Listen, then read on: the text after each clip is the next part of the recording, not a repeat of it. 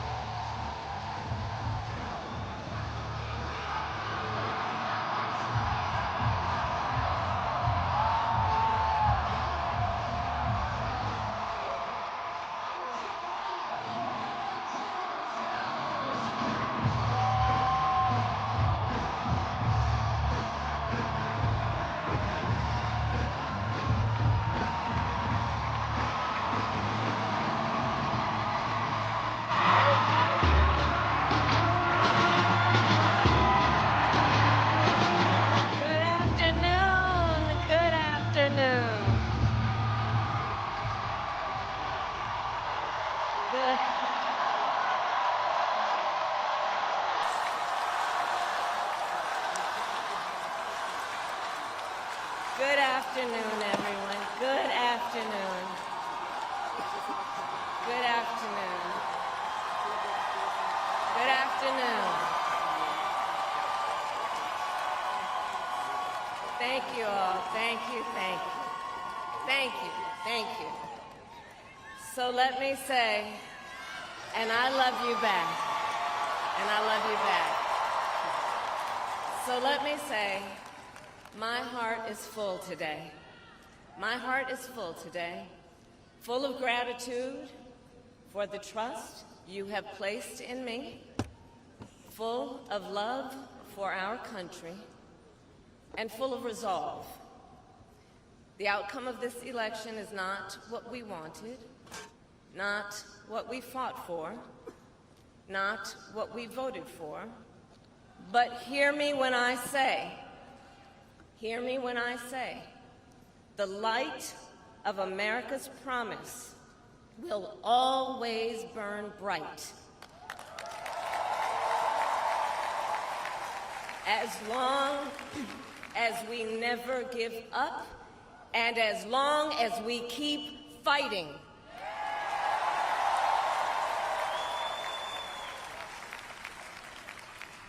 To my beloved Doug and our family, I love you so very much. To President Biden and Dr. Biden, thank you for your faith and support. To Governor Walz and the Walz family, I know your service to our nation will continue. And to my extraordinary team, to the volunteers who gave so much of themselves, to the poll workers and the local election officials, I thank you all. Look, I am so proud of the race we ran, and the way we ran it, over the 107 days of this campaign. We have been intentional about building community and building coalitions, bringing people together from every walk of life and background, united by love of country with enthusiasm and joy in our fight for America's future. And we did it with the knowledge that we all have so much more in common than what separates us. Now, I know folks are feeling and experiencing a range of emotions right now. I get it. But we must accept the results of this election. Earlier today, I spoke with President-elect Trump and congratulated him on his victory. I also told him that we will help him and his team with their transition, and that we will engage in a peaceful transfer of power.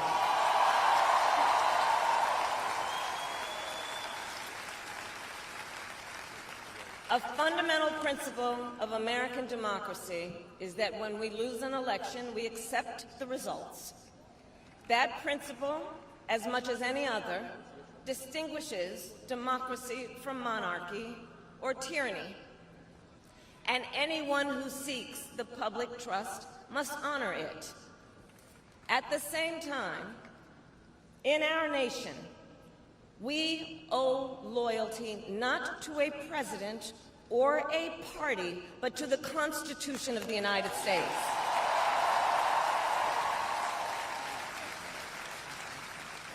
And loyalty to our conscience and to our God.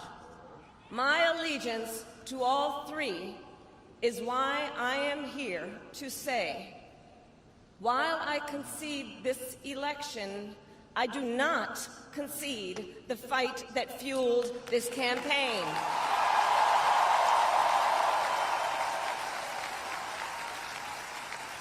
The fight for freedom, for opportunity, for fairness, and the dignity of all people.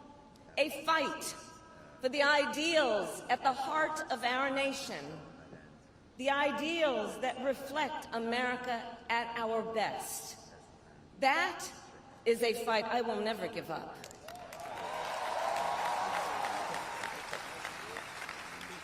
I will never give up the fight for a future where Americans can pursue their dreams, ambitions, and aspirations, where the women of America have the freedom to make decisions about their own body and not have their government telling them what to do.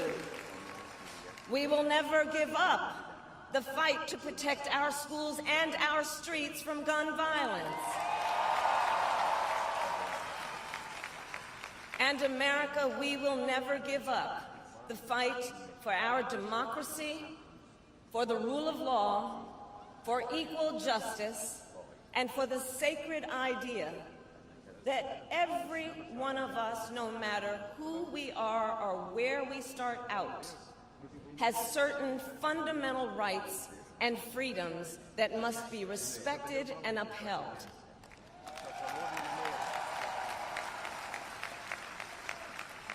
And we will continue to wage this fight in the voting booth, in the courts, and in the public square.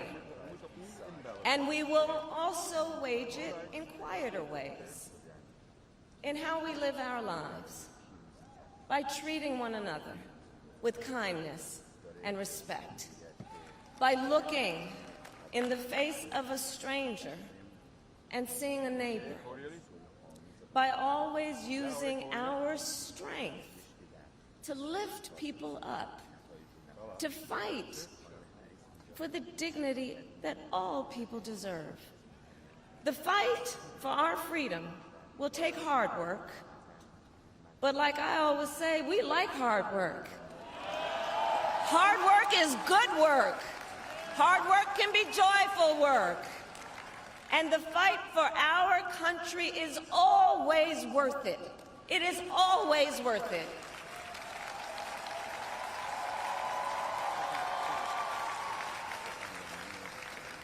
To the young people who are watching, it is, I love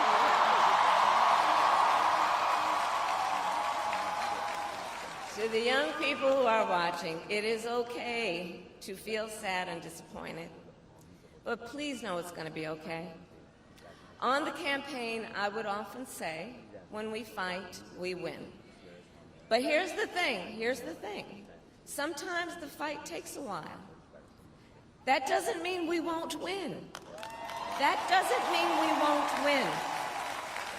The important thing is don't ever give up. Don't ever give up. Don't ever stop trying to make the world a better place. You have power. You have power. And don't you ever listen when anyone tells you something is impossible because it has never been done before.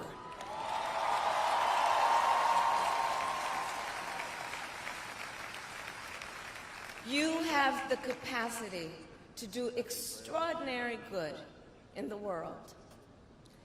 And so to everyone who is watching, do not despair. This is not a time to throw up our hands. This is a time to roll up our sleeves. This is a time to organize, to mobilize, and to stay engaged for the sake of freedom and justice and the future that we all know we can build together. Look, many of you know I started out as a prosecutor, and throughout my career, I saw people at some of the worst times in their lives. People who had suffered great harm and great pain, and yet found within themselves the strength and the courage and the resolve to take the stand, to take a stand, to fight for justice, to fight for themselves, to fight for others. So let their courage be our inspiration. Let their determination be our charge. And I'll close with this. There's an adage an historian once called a law of history, true of every society across the ages. The adage is, only when it is dark enough can you see the stars. I know many people feel like we are entering a dark time, but for the benefit of us all, I hope that is not the case. But here's the thing, America, if it is, let us fill the sky with the light of a brilliant, brilliant billion of stars. The light of optimism, of faith, of truth, and service.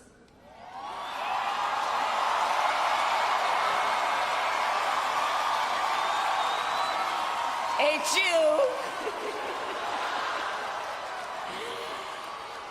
And may that work guide us, even in the face of setbacks, toward the extraordinary promise of the United States of America.